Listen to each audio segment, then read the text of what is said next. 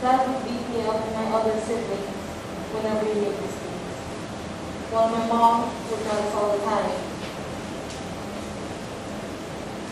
I was part of a group among 6 females, 4 of which were underage females. We were trafficked for sexual exploitation.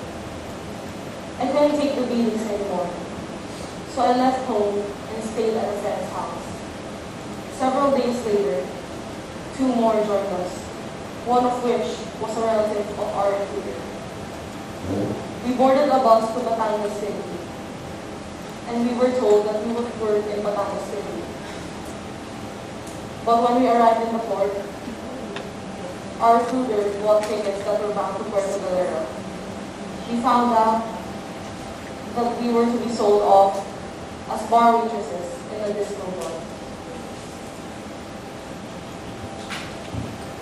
After hearing the sides of the victims, let us now look at the perspectives of the traffickers.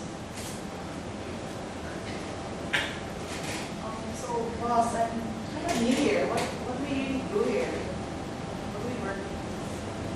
You just get a chance to get children from streets and force them to traffic. So our target victims are children. So, how do we make them work? We force them into doing such acts like sexual trafficking, child labor, begging for alms, working for stuff they shouldn't really work for.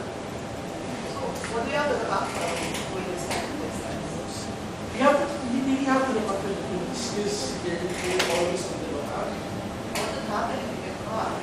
You might get jailed for more than 10 or 20 years. And you will pay fine what you would imagine that all of our earnings going to the So, what do we do now? I'm going to show you how.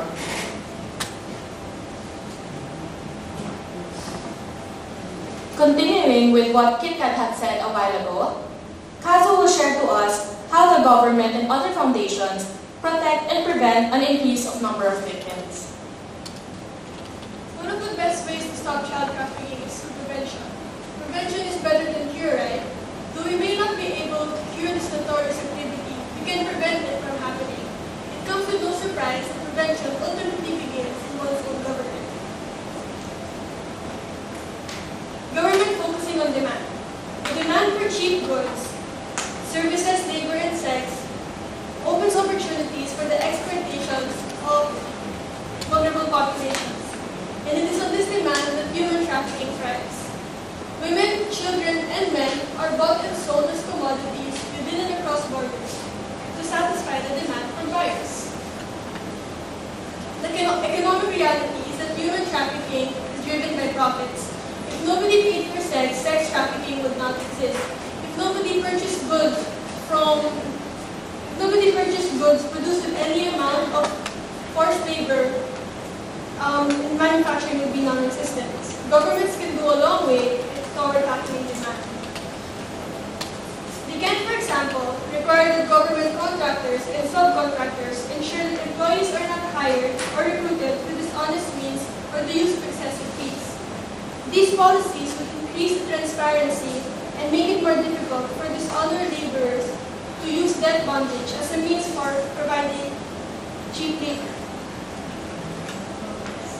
Although prohibiting trafficking in all government contracts is an important first step, without appropriate follow-up, these new policies would be meaningless. Governments must provide resources for training, technical assistance, and auditing to ensure that trafficking is fully eradicated from their supply chains. While the government plays an important role in curbing the instances of child trafficking, there exist organizations that aim to protect trafficked women, children, and men here in our country. The first foundation is Design Forward.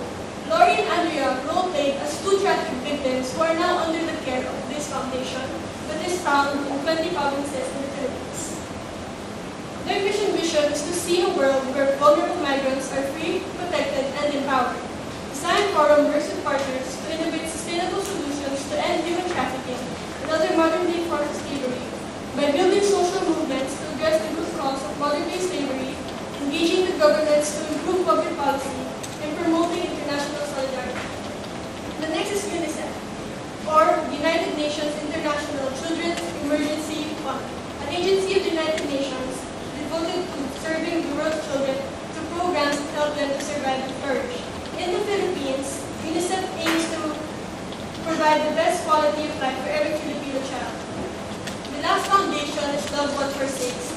It is an international human rights organization working to end child trafficking and exploitation through survivor care, prevention education, professional training, and empowering movement. They believe in the power of love and its ability to affect sustainable change. Love is the foundation of this organization's motivation. Their vision is to abolish child trafficking and the exploitation, nothing less. In the Philippines, Love 146 rescues trafficked children and facilitate their rehabilitation. After they are given therapy, they are then nurtured to accept society once more. These are just some of the foundations that fight human trafficking here in the Philippines. Proceeding to our next speaker, Jamela, she will share to us about solutions